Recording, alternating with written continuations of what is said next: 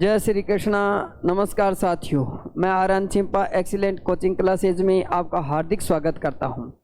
इससे पहले हमने वर्ण विचार के 3 पार्ट पढ़े थे और आज हम वर्ण विचार का चौथा पार्ट पढ़ेंगे।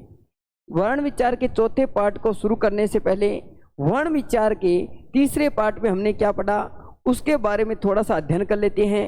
वर्ण विचार के तीसरे पार्ट में हमने व्यंजन के बारे में अध्ययन किया था। इसके बारे में अध्ययन किया था व्यंजन। उसमें मैंने बताया था कि व्यंजनों की संख्या कितनी होती है। तो साथियों, व्यंजनों की संख्या पूछे तो अपने कितनी करते हैं 33। फिर मैंने आपको ये बताया था कि 33 व्यंजन के अलावा संयुक्त व्यंजनों की संख्या कितनी होती है 4 होती है। तो एग्जाम में प्रश्न आ जाए संयुक्त व्यंजनों की संख्या कितनी होती है तो हम कितनी करेंगे 4 करेंगे। फिर मैंने आपको ये बताया था कि यदि एग्जाम में पूछ लिया जाए कि व्यंजन के भेद कितने होते हैं तो साथियों व्यंजन के भेद कितने होते हैं 3 भेद होते हैं। व्यंजन के भेद पूछे तो कितने करेंगे 3 भेद करेंगे। पहला भेद मैंने कौन सा बताया था स्पर्शी व्यंजन, दूसरा कौन सा बताया था अंतस्थ और तीसरा कौन सा उसमें व्यंजन। स्पर्शी व्यंजन में स्पर्शी व्यंजनों की संख्या कितनी होती है तो कितनी होती है 25। अंतस्थ व्यंजनों की संख्या कितनी होती है 4 और उसमें व्यंजनों की संख्या कितनी होती है 4 होती है। इन व्यंजनों के अलावा मैंने एक चीज और भी बताया था आपको, वो कौन सा कि वर्गों की संख्या। प्रश्न आ जाए कि व्यंजनों में वर्गों की संख्या कितनी है तो वर्गों की कुल संख्या कितनी होती है साथियों 5 होती है। वर्गों की 5 संख्या कौन कौन सी है। पहला वर्ग कौन सा कै चे टे ते और पै। ये जो 5 पंक्ति हैं इनको क्या कहा जाता है वर्ग कहा जाता है। तो वर्गों की संख्या कितनी होती है 5। लेकिन एग्जाम में प्रश्न आ जाए कि इन 5 वर्गों में व्यंजनों की संख्या कितनी होती है तो साथियों आप कितनी करोगे 25 करोगे। उसके बाद में हमने व्यंजनों का वर्गीकरण किया था और व्यंजनों के वर्गीकरण में जो पहला वर्गीकरण पढ़ा था वो पहला वर्गीकरण किसके आधार पर किया था उच्चारण स्थान के आधार पर। साथियों व्यंजनों का जो पहला वर्गीकरण पढ़ा था वो किसके आधार पर पढ़ा था उच्चारण स्थान के आधार पर। उच्चारण स्थान के आधार पर उच्चारण स्थान से अभिप्राय है कि जब हम व्यंजनों का उच्चारण करते हैं तो उच्चारण करने पर अपने कौन कौन से वाग्यंत्र प्रभावित होते हैं उन वाग्यंत्रों के आधार पर, जैसे कंठ तालु जीवा नाक, उनके आधार पर हमने विभाजन किया था।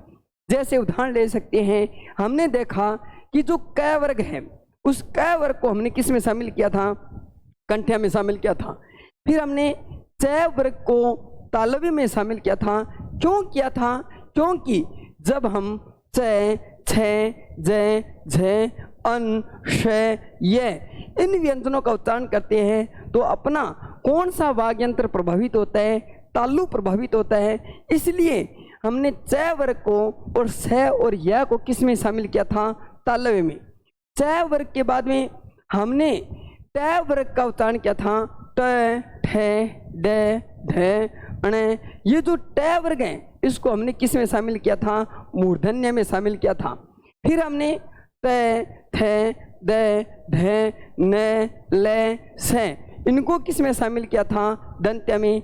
और पै वर्ग में कौन कौन से पै फै बै भै में, इनको हमने किस में शामिल किया था ओष्ठ्य में शामिल किया था। उसके बाद में एक ऐसा भी व्यंजन था जिसको दंतोष्ठ्य में शामिल किया था। तो दंतोष्ठ्य में किस व्यंजन को शामिल किया था वै को। दंतोष्ठ्य में किस व्यंजन को शामिल किया था वै। ये अति महत्वपूर्ण है जिसके बारे में हर बार एग्जाम में पूछे जाते हैं। तो साथियों आओ आज हम आगे जो दूसरा वर्गीकरण है उसका अध्ययन करते हैं। व्यंजन का दूसरा वर्गीकरण किसके आधार पर किया गया है, वो कितने भेद होते हैं उनके बारे में जानते हैं।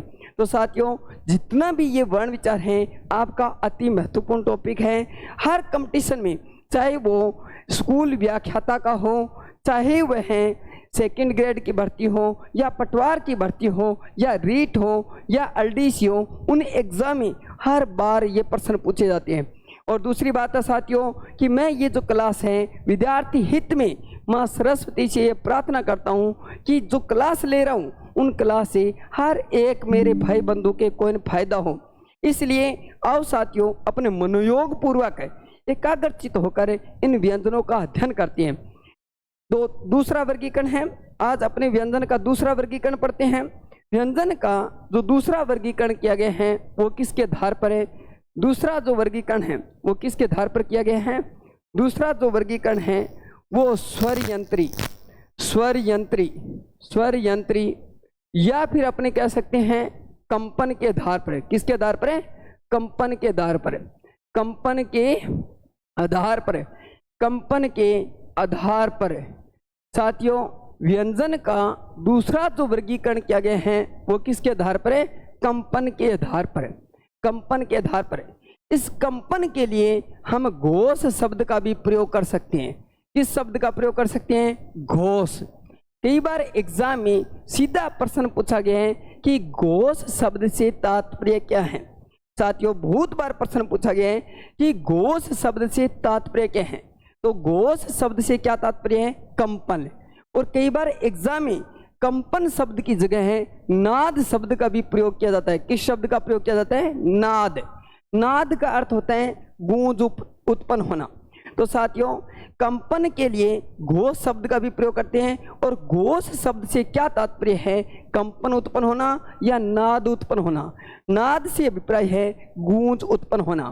तो आज हम अब घोष के आधार पर अर्थात कंपन के आधार पर व्यंजनों के कुल भेद कितने किए गए हैं? कुल भेद कितने किए गए हैं? 2 भेद किए गए हैं। कितने भेद किए गए हैं साथियों? 2 भेद किए गए हैं। ये 2 भेद कौन कौन से हैं उनके बारे में अध्ययन करते हैं। कंपन के आधार पर व्यंजनों को 2 भागों में बांटा गया है। पहला जो भेद है वो कौन सा है साथियों? अघोष। पहला भेद कौन सा है? अघोष। पहला भेद कौन सा है? अघोष। और दूसरा जो भेद है वो कौन सा साथियों? सघोष। सघोष। सघोष को अपने घोष भी लिख सकते हैं। सघोष को क्या कह सकते हैं? घोष भी कह सकते हैं। तो कंपन के आधार पर व्यंजनों को कितने भागों में बांटा गया है? 2 भागों में बांटा गया है। एक तो अघोष और दूसरा कौन सा? सघोष। अघोष ऐसे अभिप्राय क्या है? नहीं। ऐसे अभिप्राय क्या है? नहीं। और घोष का अर्थ क्या होता है साथियों? कंपन। क्या होता है? कंपन। अर्थात जब हम व्यंजनों का उच्चारण करते हैं तो व्यंजनों का उच्चारण करने पर कुछ व्यंजन ऐसे होते हैं जब हम उनका उच्चारण करते हैं तो किसी प्रकार का कोई कंपन उत्पन्न नहीं होता है। लेकिन कुछ व्यंजन ऐसे भी होते हैं जब हम उन व्यंजनों का उच्चारण करते हैं तो अपने वाग्यंत्रों में कहीं ना कहीं कंपन उत्पन्न होता है। यदि कंपन उत्पन्न नहीं होता है तो उसे क्या कहा जाता है? अघोष। और यदि अपने वाग्यंत्रों में कंपन उत्पन्न होता है तो उसे क्या कहा जाता है? सघोष कहा जाता है।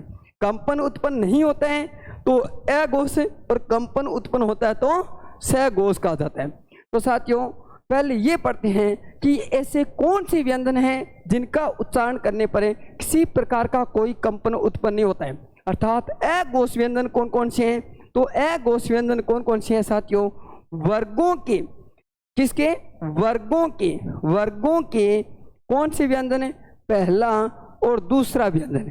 वर्गों के पहले और दूसरे जो व्यंजन हैं वो अघोष होते हैं। इनके अलावा और कौन से? ऊष्मीय व्यंजन। कौन सा व्यंजन है? ऊष्मीय व्यंजन। कौन सा व्यंजन है? ऊष्मीय व्यंजन। साथियों, मैंने आपको बताया था कि वर्ग कितने होते हैं। तो वर्गों की संख्या कितनी होती है? 5। कौन कौन से वर्ग होते हैं? क, च, ट, त, प। ये जो 5 वर्ग है, इन 5 वर्गों के पहले और दूसरे जो व्यंजन हैं वो किस में आएंगे? अघोष में। वर्गों के पहले और दूसरे कौन कौन से व्यंजन हैं? जैसे क, ख, क, ख। जैसे च, छ। कौन कौन से? च, छ। और कौन से? जैसे ट, ठ। इसके अलावा त, थ। इसके अलावा कौन से? प और फ। कौन सा व्यंजन है? प और फ। ये तो हो गए वर्गों के पहले और दूसरे व्यंजन। प्लस में ऊष्मीय व्यंजन कौन कौन से? जैसे श और कौन सा? स, स। लेकिन यहाँ पर साथियों एक ध्यान रखना, उसमें व्यंजनों की कुल संख्या कितनी होती है? 4 होती है। लेकिन अघोष व्यंजनों में चारों के चारों जो व्यंजन हैं, चारों के चारों जो उसमें हैं, वो अघोष में शामिल नहीं है। चारों की चारों अघोष में शामिल नहीं है। इन 4 व्यंजनों में से जो है जो होता है वो किस में शामिल होगा? घोष में होगा। है जो वो किस में शामिल होगा साथियों? घोष में होगा। ये इंपॉर्टेंट है, ये पर्सन इंपॉर्टेंट है। एग्जाम में बहुत बार पूछा जाता है कि है जो व्यंजन है वो अघोष है या सघोष है। तो साथियों है जो है वो अघोष न होकर क्या होगा? सघोष होगा। ये थोड़ा सा याद रखना। इसके अलावा वर्गों के पहले दूसरे और उसमें व्यंजन किस में आएंगे? अघोष में। अब यहाँ पर अघोष में और कौन सा प्रश्न पूछा जा सकता है? प्रश्न आ जाए अघोष में व्यंजनों की कुल संख्या कितनी है? तो साथियों अघोष में व्यंजनों की कुल संख्या कितनी करेंगे? 13 करेंगे। कैसे करेंगे? तो ये 10 तो ये हो गए, 5 दूनी 10 और 3 ये हो गए। तो अघोष व्यंजनों की कुल संख्या कितनी होती है? 13 होती है। यदि अघोष व्यंजनों की संख्या पूछे तो साथियों आप कितनी करोगे? 13 करना। अब अपने पढ़ते हैं सघोष। सघोष कि सघोष व्यंजन कौन कौन से हैं? तो साथियों अघोष के अलावा जो भी व्यंजन बच गए वो सारे किस में आएंगे? सघोष में आएंगे। अघोष के अलावा कौन कौन से व्यंजन बच गए? तो वर्गों के कौन से व्यंजन बच गए? वर्गों के कौन से व्यंजन बच गए? तीसरा, इसके अलावा चौथा और कौन सा? पांचवा। कौन सा? तीसरा, चौथा, पांचवा। और कौन सा बच गया? उसमें व्यंजन किसमें? अघोष में। तो बच कौन सा गया? अंतस्थ। तो साथियों अंतस्थ व्यंजन किस में आएगा? सघोष में। अंतस्थ किस में आएगा? सघोष में आएगा। अंतस्थ कौन किस में आएगा? सघोष में। वर्गों के तीसरे, चौथे, पांचवें कौन से? जैसे ग, ग के अलावा घ, घ के अलावा अंग, उसके बाद में ज, झ और कौन सा? अन। उसके बाद में कौन सा साथियों? ट वर्ग में कौन सा? ड, ड के बाद में ढ और अण। त वर्ग में कौन सा? थ, द, थ नहीं सर, त, द, यहाँ पर कौन सा आ जाएगा? द, ध और कौन सा? न। प वर्ग में कौन सा साथियों? ब, भ और कौन सा? म। तो वर्गों के तीसरे, चौथे और पांचवें किस में आएंगे? सघोष में।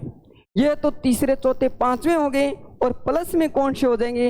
अंतस्थ। साथियों अंतस्थ कौन से होते हैं? य, र, ल और कौन सा? व। य, र, ल, व। यहां तक याद रखना। वर्गों के तीसरे, चौथे, पांचवें और प्लस में अंतस्थ किस में होंगे? सघोष में। और है व्यंजन भी किस में होगा? सघोष में। और इसके अलावा एक प्रश्न और पूछा जाता है कि साथियों सभी स्वर होते हैं। यदि प्रश्न आ जाए कि सभी स्वर होते हैं, यदि प्रश्न आ जाए कि सभी स्वर होते हैं, प्रश्न आ जाए कि सभी स्वर होते हैं, तो साथियों सभी स्वर कितने? 11 स्वर। ये सभी स्वर जो होते हैं 11 के जो 11 स्वर हैं वो भी किस में आएंगे? सघोष में। तो अब साथियों प्रश्न आ जाए सघोष व्यंजनों की संख्या कितनी है? तो कुल कितनी होगी? 5 या 15 तो ये हो गए, और 15 और 4 अंतस्थ हो गए। 15 और 4 कितने हो गए? 19। और एक कौन सा हो गया? है। तो कितने हो गए? 20 और 11 स्वर हो गए। तो सघोष व्यंजनों की कुल संख्या कितनी हो जाएगी? 31। कितनी हो जाएगी साथियों? 31। तो यहाँ पर थोड़ा सा अपने रिवाइज और करते हैं साथियों। प्रश्न आ जाए कि स्वर तंत्री या कंपन के आधार पर व्यंजनों को कितने भागों में बांटा गया है? 2 भागों में बांटा गया है। पहला भेद कौन सा? अघोष और दूसरा कौन सा? सघोष। प्रश्न आ जाए अघोष में वर्गों के व्यंजन कौन से होंगे? तो पहला, दूसरा और प्लस में कौन सा? उसमें व्यंजन है को छोड़कर। बाकी जो बच गए वो सारे किस में जाएंगे? सघोष में। अघोष व्यंजनों की संख्या पूछे तो कितनी करेंगे? 13। और सघोष व्यंजनों की संख्या पूछे तो साथियों कितनी करेंगे? 31 करेंगे।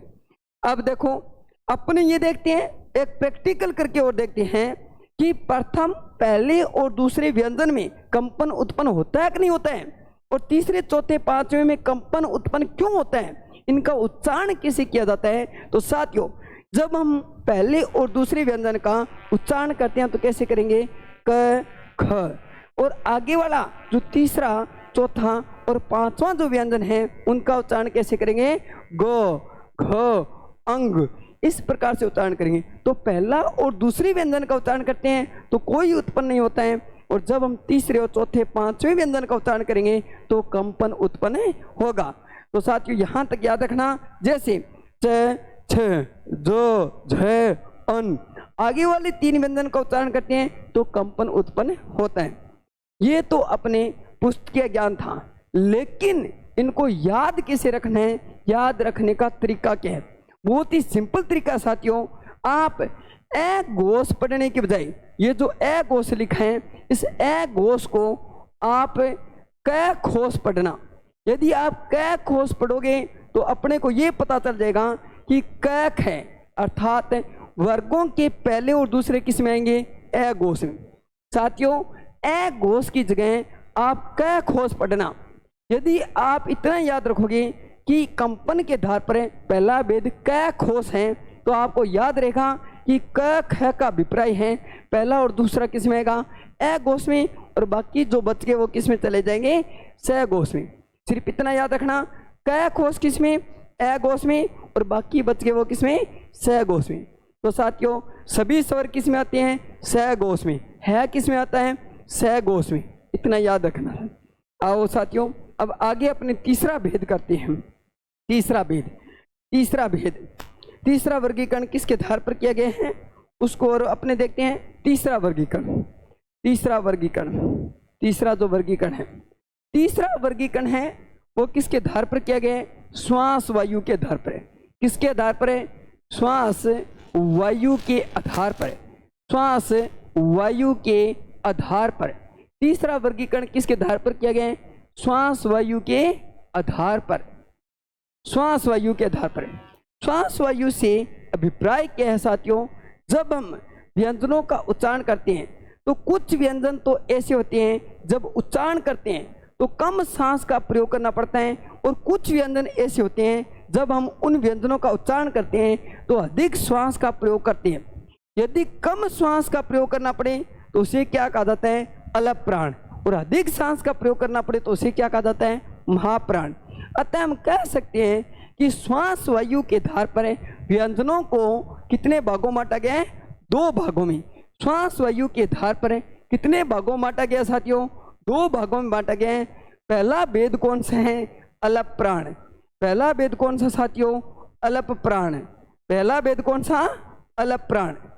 यदि अधिक सांस का प्रयोग करना पड़े तो उसे क्या कहा जाता है? महाप्राण। इस प्रकार से श्वास वायु के आधार पर व्यंजनों को कितने भागों में बांटा गया है? 2 भागों में। एक तो अलप प्राण और दूसरा कौन सा? महाप्राण। अब प्रश्न आ जाए कि वे व्यंजन जिनका उच्चारण करने पर कम श्वास का प्रयोग करना पड़े उसे क्या कहा जाता है? अलप प्राण। वे व्यंजन जिनका उच्चारण करने पर अधिक श्वास का प्रयोग करते हैं उसे क्या कहा जाता है? महाप्राण। अब देखते हैं अलप प्राण कौन कौन से व्यंजन हैं। अलप प्राण कौन कौन से व्यंजन हैं उनके बारे में अध्ययन करते हैं। अलप प्राण वर्गों की बात आई तो वर्गों के कौन से व्यंजन अलप प्राण होते हैं? वर्गों के पहला, तीसरा और पांचवा व्यंजन किस में आता है? अलप प्राण में। वर्गों का पहला, तीसरा और पांचवा जो व्यंजन है वो किस में आएगा? अलप प्राण में। उसके अलावा ऐसे याद रखना और कौन सा आ जाएगा? अंतस्थ। और कौन सा आ जाएगा? अंतस्थ। तो अलप प्राण में साथियों कौन कौन से व्यंजन आ जाएंगे? वर्गों के पहला, तीसरा, पांचवा। और कौन सा आ जाएगा? अंतस्थ व्यंजन। कौन सा आ जाएगा? अंतस्थ व्यंजन। ये किस में आएगा? अलप प्राण। और साथियों पूछ लिया जाए कि सभी स्वर होते हैं तो सभी स्वर भी किस में आएंगे? अलप प्राण में। सभी स्वर पूछ लिया जाए तो साथियों किस में करेंगे? अलप प्राण में। देखो वर्गों के पहला, तीसरा और पांचवा अंतस्थ ये जो है वो किस में आएंगे? अलप प्राण में। पहला, तीसरा, पांचवा कौन कौन सा? जैसे क के बाद ग और अंग। च वर्ग में कौन कौन सा? च, ज और कौन सा? अन। उसके बाद ट वर्ग में कौन सा? ट, ड और कौन सा? अण। त वर्ग में कौन कौन सा हो जाएगा? त। उसके बाद द और न। प वर्ग में कौन कौन से? प, ब और कौन सा मैं। ये वर्गों के पहले तीसरे पांचवें अलग प्राण होंगे। और अंतस्थ आपको बताया साथियों कि अंतस्थ व्यंजन कौन कौन से होते हैं। तो अंतस्थ व्यंजन कौन कौन से, ये और इसके अलावा र, ल और कौन सा व। कौन कौन सा, ये, र, ल और व, ये किस में आते हैं, अंतस्थ। और अंतस्थ किस में आते हैं, अलग प्राण में। और सभी स्वरों की संख्या कुल कितनी होती है, 11। तो 11 के 11 स्वर किस में आएंगे, अलग प्राण में आएंगे। किस में आएंगे, अलग प्राण में। अब देखो महाप्राण में वर्गों के कौन से व्यंजन है जो बच गए, वर्गों के जो व्यंजन बच गए वो किस में आएंगे, महाप्राण में। तो साथियों वर्गों के कौन से व्यंजन बच गए, वर्गों के कौन से व्यंजन बच गए, वर्गों का दूसरा और चौथा व्यंजन। प्लस में कौन सा, ऊष्मीय व्यंजन। प्लस में कौन सा, ऊष्मीय व्यंजन है। प्लस में कौन सा, ऊष्मीय व्यंजन।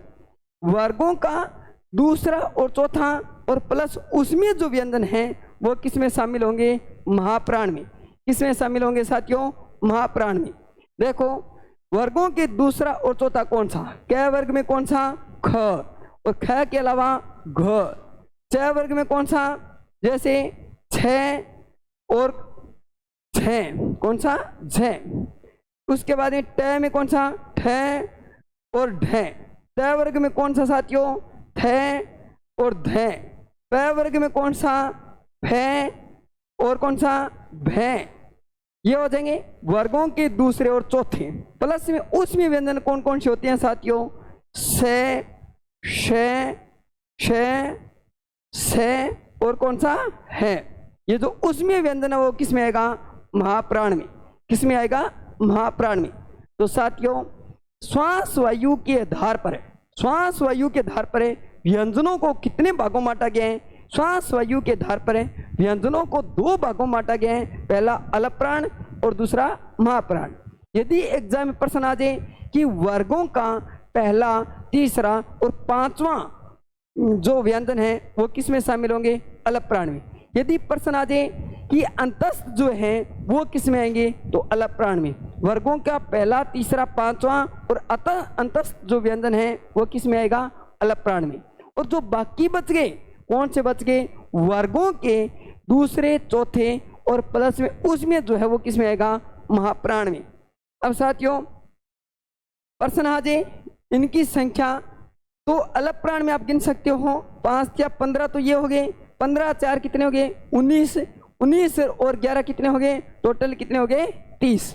यदि प्रश्न आ जाए अलग प्राण की संख्या कितनी है, 30 है। प्रश्न आ जाए महाप्राण व्यंजनों की संख्या कितनी है, तो 10 तो ये हो गए साथियों, 5 दूनी 10 और 10 और 4 कितने हो गए, 14। तो महाप्राण व्यंजनों की संख्या पूछे तो कितनी करोगे, 14। और अलग प्राण की संख्या पूछे तो कितनी है, 30 है। अब साथियों इनको अलग प्राण क्यों कहा जाता है, इनका उच्चारण किस प्रकार से किया जाता है वो भी जानना जरूरी है। जैसे अलग प्राण का उच्चारण करेंगे तो जैसे क के बाद ख, फिर ग, घ, अंग। जब हम पहले, तीसरे और पांचवें व्यंजन का उच्चारण करते हैं तो कम श्वास का प्रयोग करना पड़ता है। जब हम पहले, तीसरे और पांचवें व्यंजन का उच्चारण करते हैं तो कम श्वास का प्रयोग करते हैं, और जब हम दूसरे और चौथे व्यंजन का उच्चारण करते हैं तो अधिक श्वास का प्रयोग करते हैं। जैसे एक उदाहरण ले सकते हैं, हमने उच्चारण किया च, च के बाद छ, ज, झ, अन। जब हम दूसरे और चौथे व्यंजन का उच्चारण करते हैं तो अधिक श्वास का प्रयोग करते हैं। इसलिए वर्गों का जो दूसरा और चौथा जो व्यंजन है वो किस में शामिल होगा साथियों, महाप्राण में। अब साथियों इनको याद रखने का तरीका क्या है, वो तरीका भी महत्वपूर्ण है। याद कैसे रखोगे वो भी थोड़ा सा ध्यान देना। जब हम अल्प प्राण व्यंजनों का उच्चारण करते हैं, जब हम अल्प प्राण व्यंजनों का उच्चारण करते हैं, जैसे एक उदाहरण लें, जैसे क है और उसके बाद में ख। क को जब अपने अंग्रेजी में लिखेंगे तो क को केवल क्या लिखेंगे, के लिखेंगे। क को अपने क्या लिखेंगे, के। और ख को अपने क्या लिखेंगे, के अच। ख को अपने क्या लिखेंगे, के अच लिखेंगे। जैसे अपने ग हैं तो ग को अपने क्या लिखेंगे, जी। और घ को अपने क्या लिखेंगे, जी अच। घ को क्या लिखेंगे, जी अच। तो साथियों आपने एक चीज देखी होगी क्या, कि जब हम दूसरे और चौथे व्यंजन का प्रयोग करते हैं तो दूसरे और चौथे व्यंजन का जब अंग्रेजी में लिखते हैं तो उनके साथ किसका प्रयोग किया जा रहा है? अच का प्रयोग किया जा रहा है। ये अच का प्रयोग हम क्यों करें हैं? क्योंकि जब हम व्यंजनों का उच्चारण करते हैं अधिक श्वास का प्रयोग होता है, इसलिए हम कौन सी ध्वनि का प्रयोग करें? एच का। तो आप इतना याद रखना कि जो व्यंजन जिन व्यंजनों के साथ एच का प्रयोग होता है वो महाप्राण में होंगे, जिनके साथ एच का प्रयोग करेंगे वो महाप्राण है, और बिना एच के प्रयोग होगा वो क्या होगा? अलप प्राण है। ये सिंपल सा तरीका है बिल्कुल। जैसे एग्जाम में अपने एक उदाहरण और ले तो उस उदाहरण से समझने का प्रयास करते हैं। एक छोटा सा उदाहरण और लेते हैं, जैसे अपने ट है, ट को इंग्लिश में क्या लिखेंगे? टी लिखेंगे, और ठ को क्या लिखेंगे? T H. अब एग्जाम में पूछ लिया जाए इसमें अलप प्राण कौन सा है, तो बिना एच के जो ट है वो क्या है? अलप प्राण। और टी एच है जिसके साथ अच का प्रयोग किया गया है वो क्या है? महाप्राण। ये चीज आप याद रखना बढ़िया तरीके से। जिन व्यंजनों के साथ अच का प्रयोग होता है वो महाप्राण है, और बिना एच वाले हैं वो क्या है? अलप प्राण है। तो ये साथियों अपना तीसरा वर्गीकरण है वो भी अपना क्या है? पूरा होता है। श्वास वायु के आधार पर हमने कितने भागों में बांटा था? 2 भागों में। एक तो कौन सा? अलप प्राण, और दूसरा कौन सा? महाप्राण। आप सिर्फ इतने याद रखना जिन व्यंजनों को इंग्लिश में लिखते वक्त एच का प्रयोग करते हैं वो महाप्राण है, और बिना एच वाले हैं वो किस में होंगे? अलप प्राण। और साथियों अब अपने तीसरा वर्गीकरण पढ़ते हैं।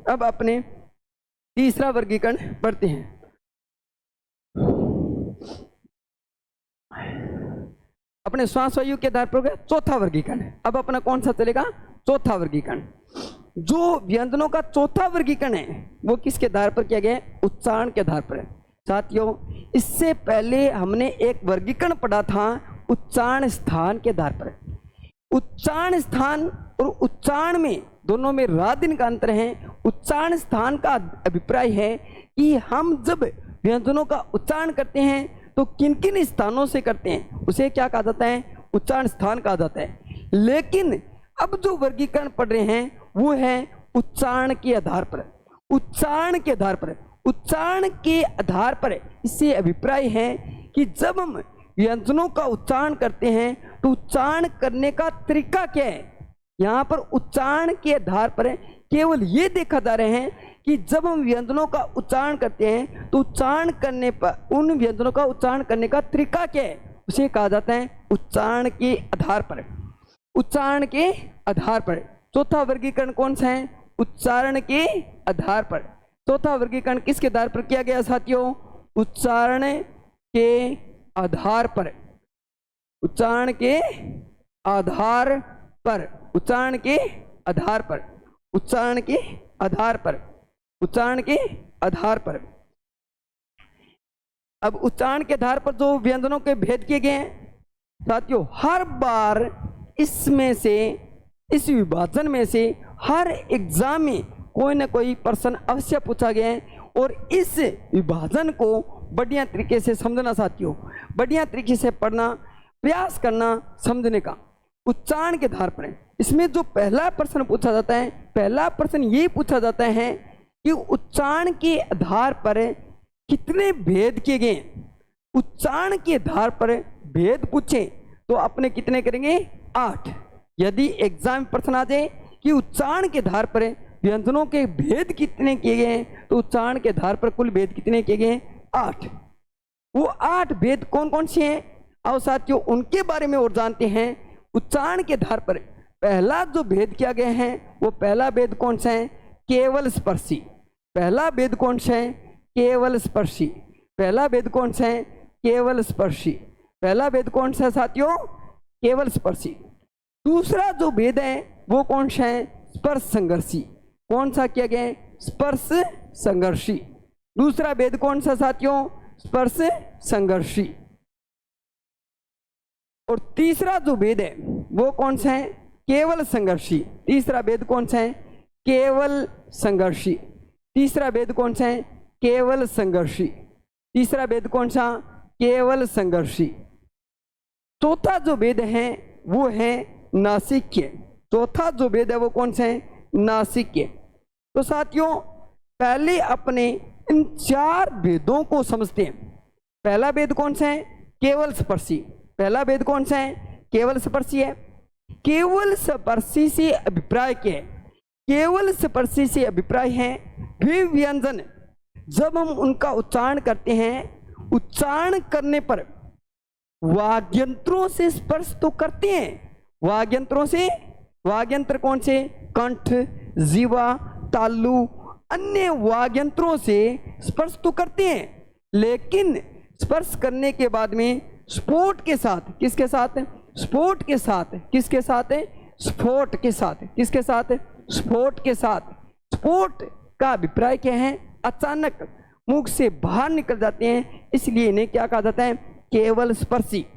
साथियों एग्जाम में प्रश्न आ जाए कि वे व्यंजन जब हम उच्चारण करते हैं, उच्चारण करने पर वाग्यंत्रों में स्पर्श तो करते हैं, स्पर्श करने के बाद अचानक स्फोट के साथ मुख से बाहर निकल जाते हैं, उन्हें क्या कहा जाता है? तो साथियों उन्हें क्या कहा जाता है?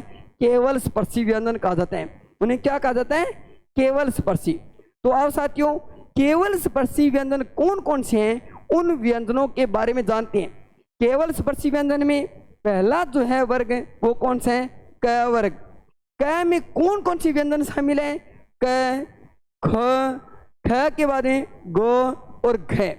5वां व्यंजन नहीं करना साथियों, पंचम वर्ण को शामिल नहीं करेंगे, पंचम व्यंजन को शामिल नहीं करेंगे। क्यों नहीं करेंगे?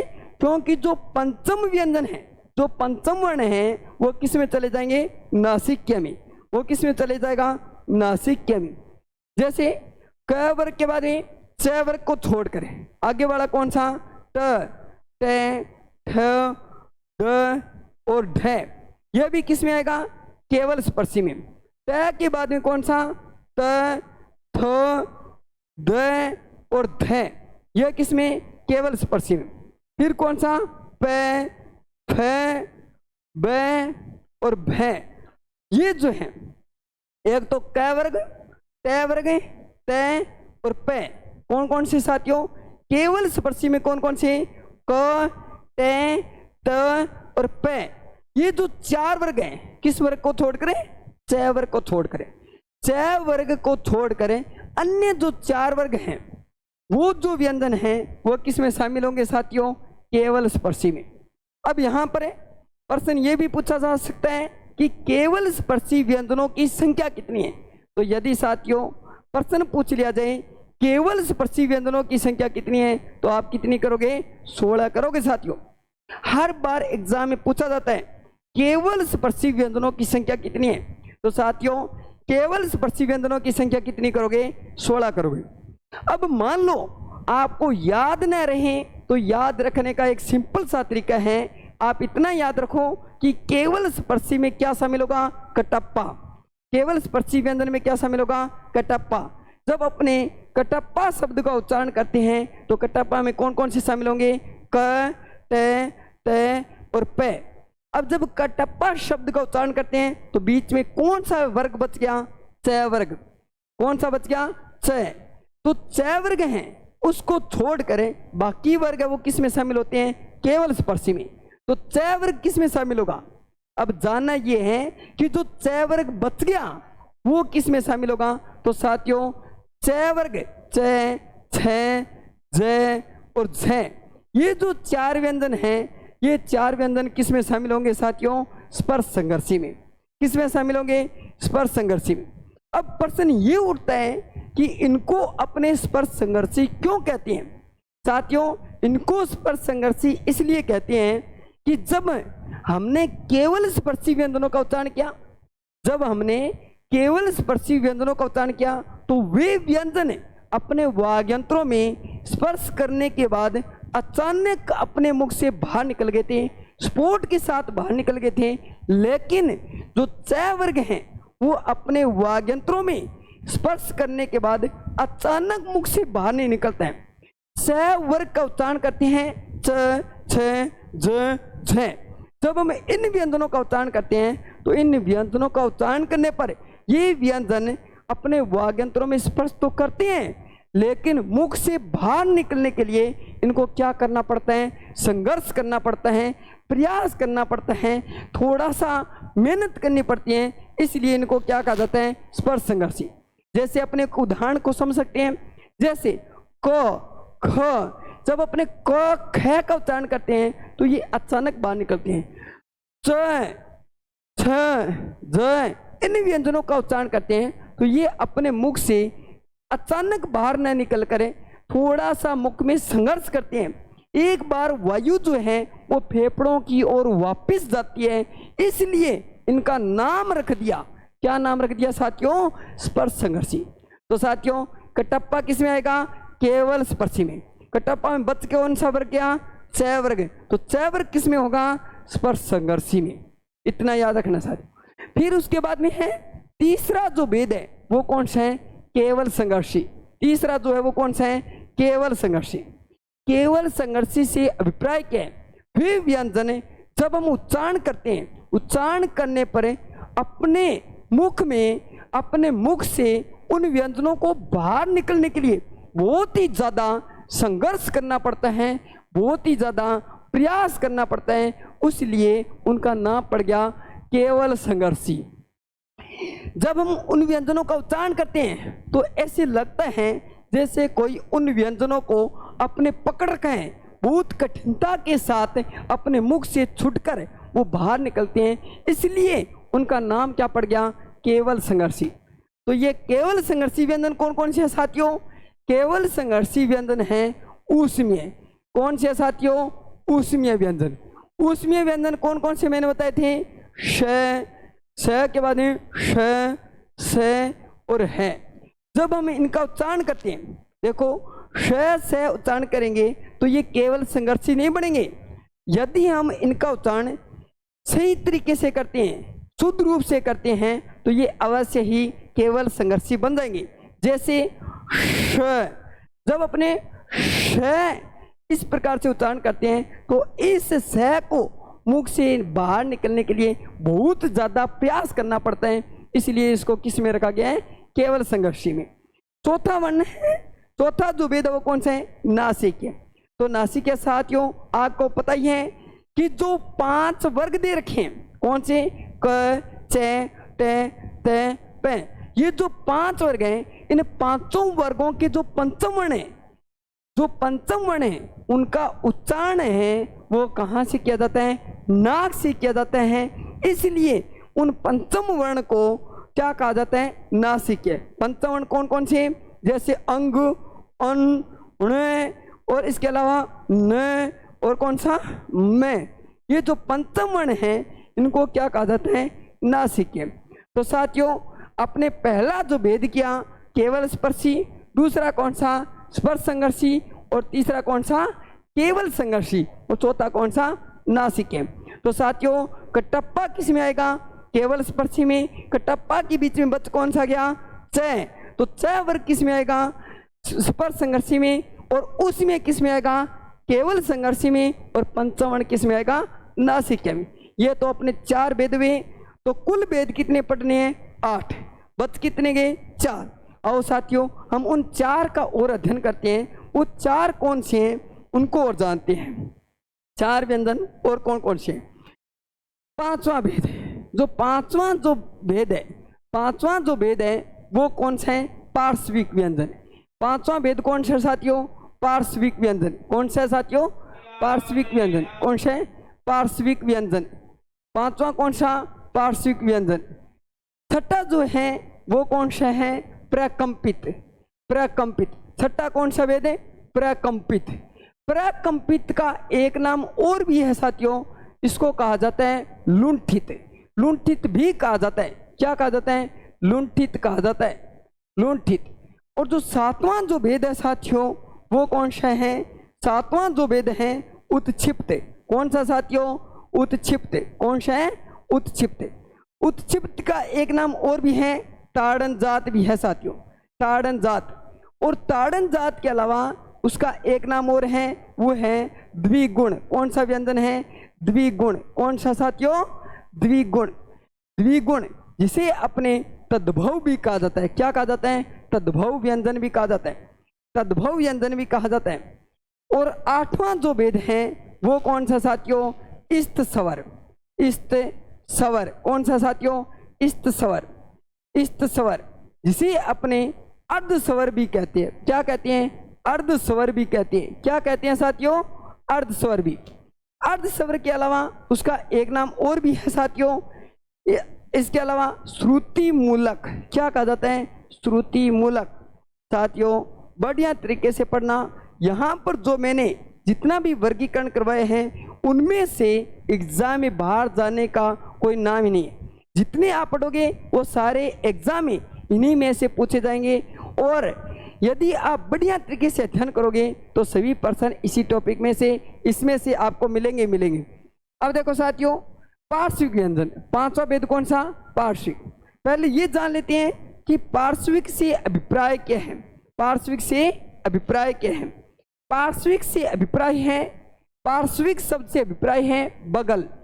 बगल से, बगल अर्थात दायां भाग। कौन सा? दायां।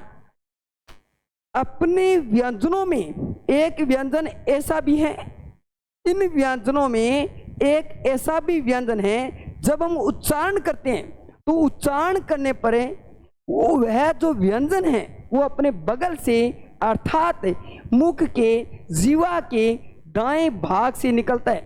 साथियों मैं ये कह रहा हूं कि पार्श्विक व्यंजन से अभिप्राय, पार्श्विक व्यंजन से अभिप्राय है बगल।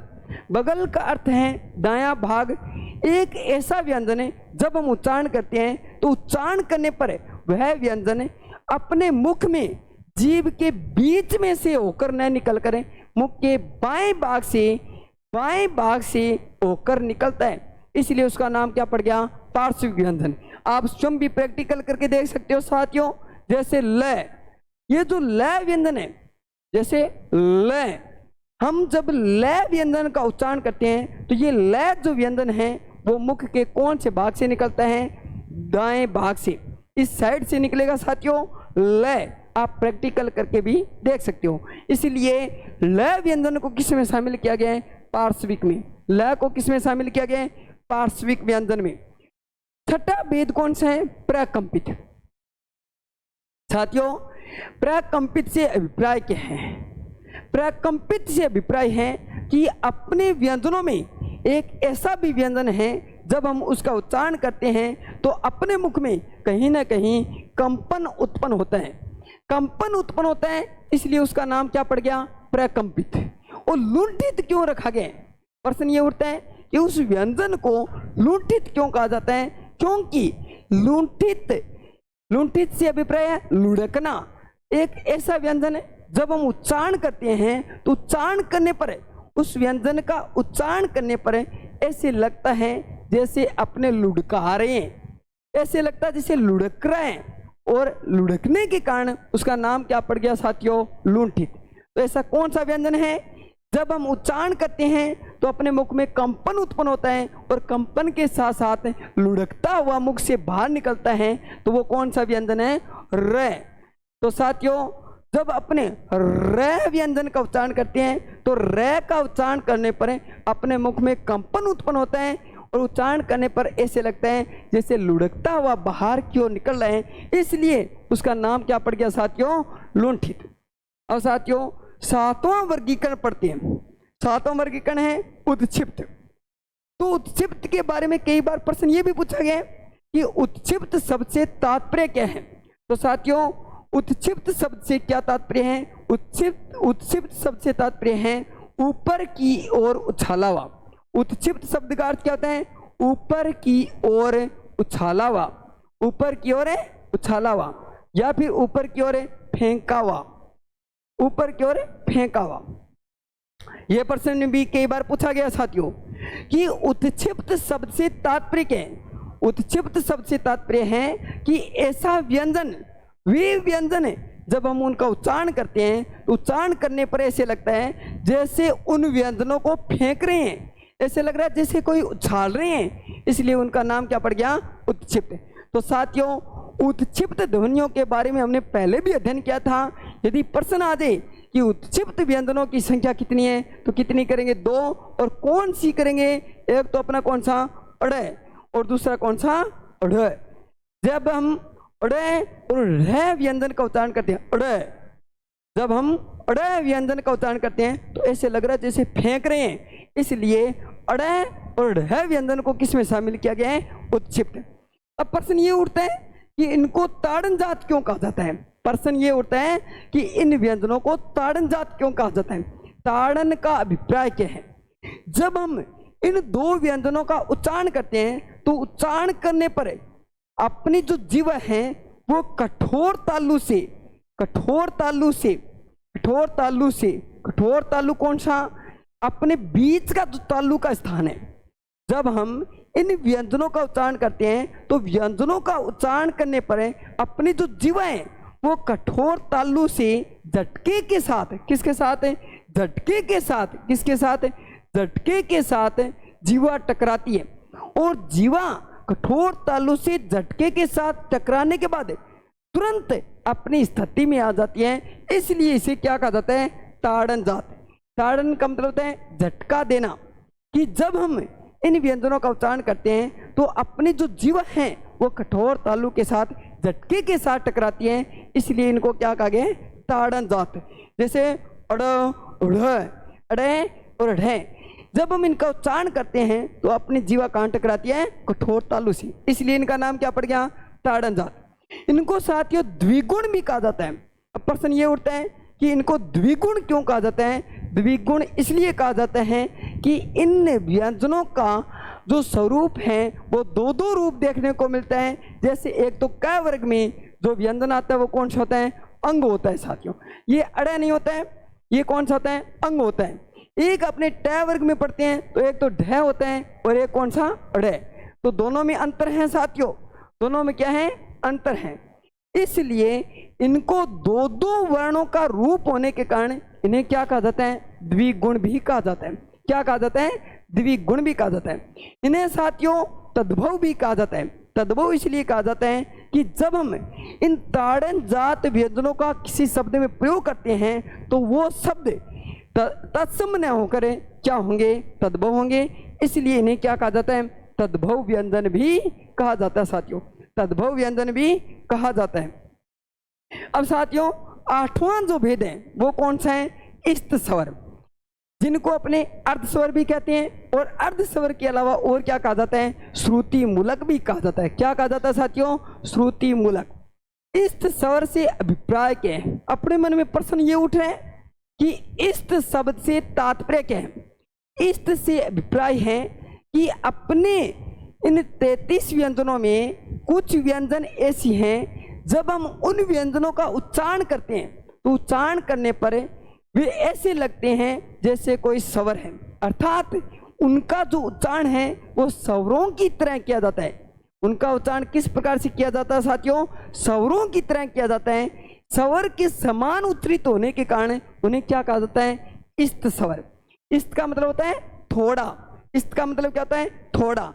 इस्त का मतलब क्या होता है? तनिक, यानी कि तनिक स्वर की तरह, अर्थात तनिक स्वर की तरह उच्चरित होने वाले व्यंजन क्या कहलाते हैं? इस्त स्वर। और इनको क्या कहा जाता है? अर्ध स्वर। श्रुति मूलक क्यों कहा जाता है? श्रुति मूलक से अभिप्राय है सुनने में एक जैसे, इसलिए इनको क्या कहा जाता है? श्रुति मूलक। तो साथियों अब हम ये जानने की कोशिश करते हैं कि वो कौन से स्वर हैं जिन्हें इस्त स्वर, अर्ध स्वर और श्रुति मूलक भी कहा जाता है। क्या कहा जाता है? श्रुति मूलक। तो साथियों वो कौन कौन से स्वर हैं? ये और वह, ये और वह। इनको साथियों अपने क्या कहते हैं? श्रुति मूलक कहा जाता है। क्यों कहा जाता है? जैसे अपने को ये एक उदाहरण लेते हैं, उस उदाहरण से समझते हैं। जैसे मैंने एक शब्द लिखा कीजिए, कीजिए।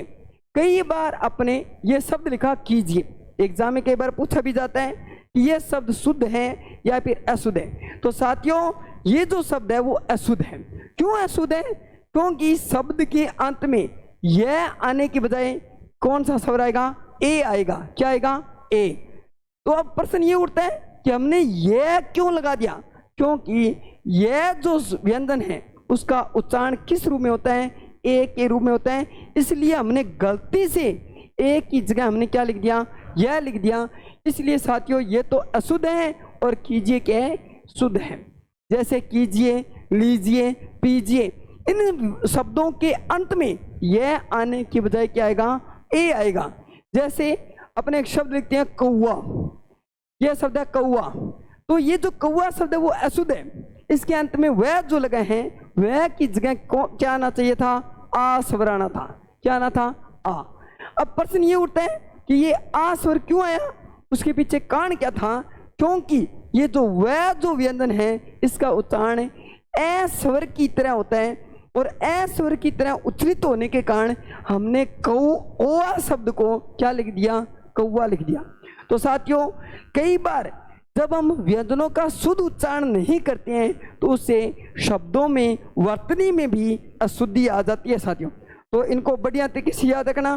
तो साथियों, उच्चारण स्थान के आधार पर उच्चारण के आधार पर कुल भेद कितने हैं? 8 भेद हैं। पहला भेद कौन सा? केवल स्पर्शी। दूसरा कौन सा? स्पर्श संघर्षी। तीसरा भेद कौन सा? केवल संघर्षी। चौथा कौन सा? नासिक है।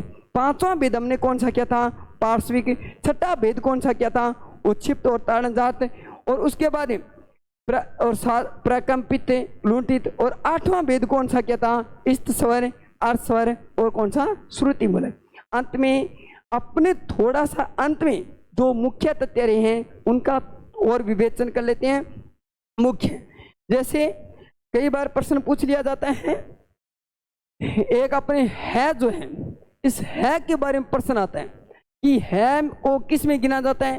तो है को अपने कंठे में भी गिना था, लेकिन है को कंठे के अलावा इसे स्वर यंत्री भी कहा जाता है। क्या कहा जाता है साथियों? स्वर यंत्री। इसके अलावा इसे और क्या कहा जाता है? काकल्य भी कहा जाता है। क्या कहा जाता है साथियों? काकल्य भी कहा जाता है। और इसके अलावा इसे क्या कहा जाता है? अलिजीव्य भी। क्या कहा जाता है? अलिजीव्य। क्या कहा जाता है साथियों? अलिजीव्य भी। और एक प्रश्न कई बार पूछा जाता है कि जो पंचम वर्ण होते हैं, कौन से? जो पंचम वर्ण होते हैं, उन पंचम वर्ण को किस नाम से जाना जाता है? तो पंचम वर्ण को नासिक्य तो कहा ही कहा जाता है, लेकिन नासिक्य के अलावा द्विस्थानीय भी कहा जाता है। क्या कहा जाता है? द्विस्थानीय कहा जाता है। द्विस्थानीय कहा जाता है। तो साथियों, आज अपना समय पूरा हुआ और अगली क्लास में फिर से मिलेंगे। जय हिंद, जय भारत साथियों।